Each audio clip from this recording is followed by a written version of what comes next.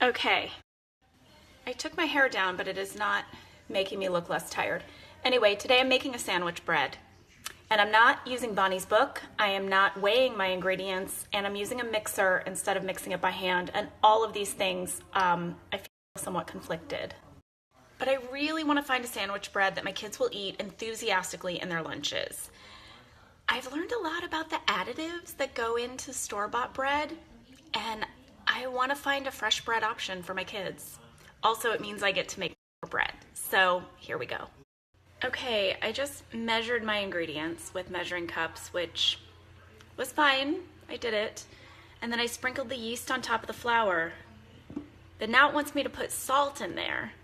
And that like completely goes against everything I've normally been doing. But I'm gonna do it because that's what this recipe says. But I feel skeptical. All right, now I have to bring 1 cup of water up to 110 degrees, which I don't really know how to do that. Just slowly, I guess. Forgive the sound of the mixer, but that is my flour, my salt, and my yeast slowly mixing in the mixer. And now I'm gonna whisk together my warm water, warm milk, honey, and butter.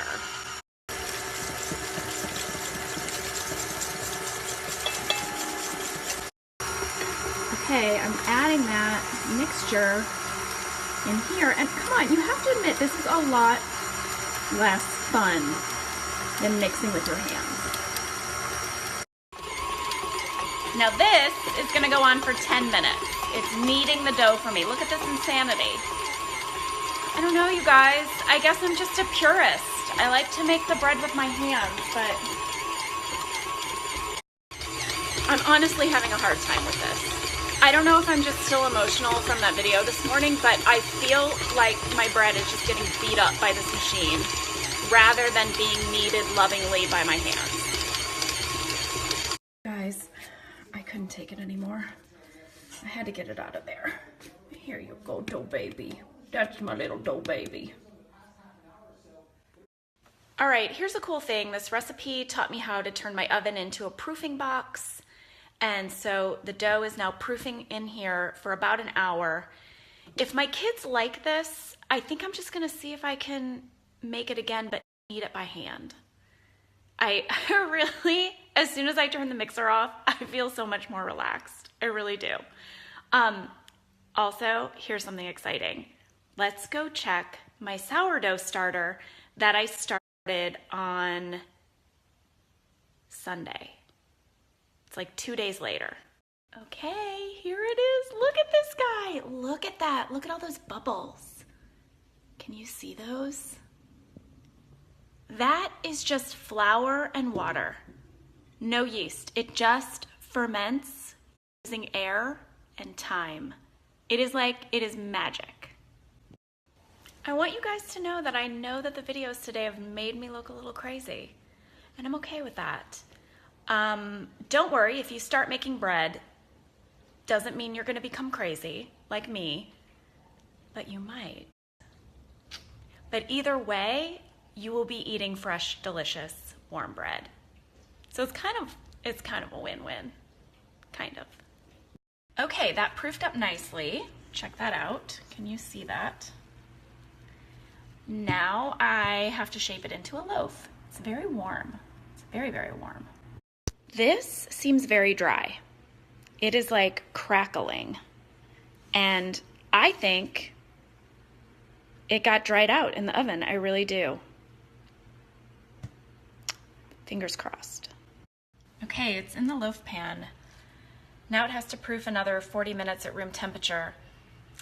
I feel like so much about this recipe is meant to make everything faster. But if I wanted fast bread, I would just buy it. I'm skeptical yet hopeful. Okay. The bread is in the oven. I don't know why I'm using this filter. I've taken a shower and now I'm sewing this stuffed animal for my son while we wait for this very dry dough to become bread. Okay, here it is out of the oven. It smells amazing in my house. I'm letting it cool down and then we'll eat it. We'll slice it up and try it. Let's slice it open.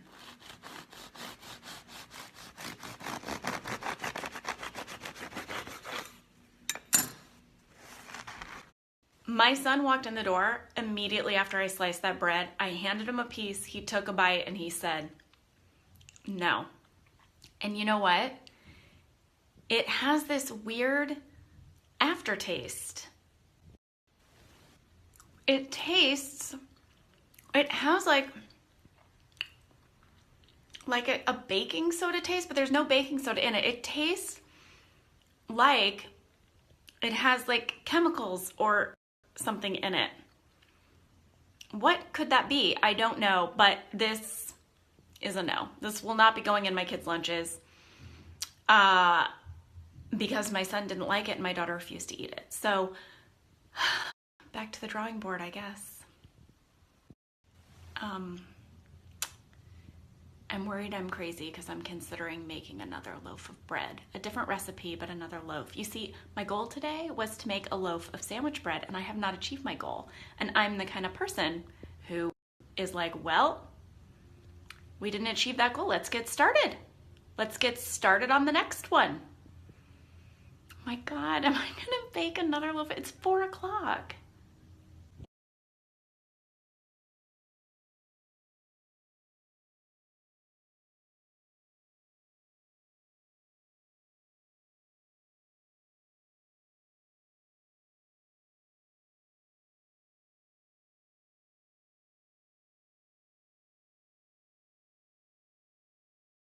Here it is, second loaf out of the oven. So here is the first one. Very hard. This one, a little better. To be fair, I did an egg wash on the top of this one, which is why it looks shinier and prettier. I'm gonna let it cool, but I'm very curious to see if it tastes better. The science of this was totally different, I can tell. I mixed the dough by hand with my daughter. We kneaded it. There was just so much love, and then I let it just proof naturally. I put it in the microwave with my cup of hot water, with my Kathy Lee and Hoda mug, and I don't know, the whole thing, like I let it take its time. I didn't try to rush it. So we'll see if it tastes better.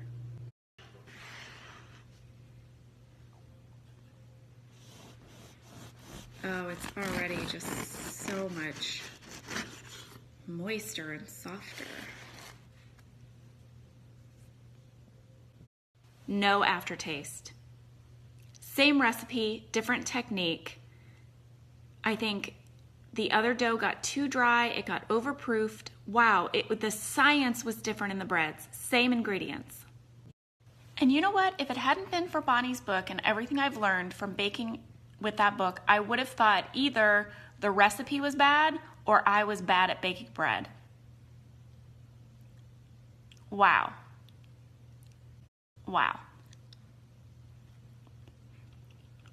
But I knew that the dough wasn't quite right. I knew something was off. I also just knew I wanted to knead it by hand. It's 9:30. I need to go to bed.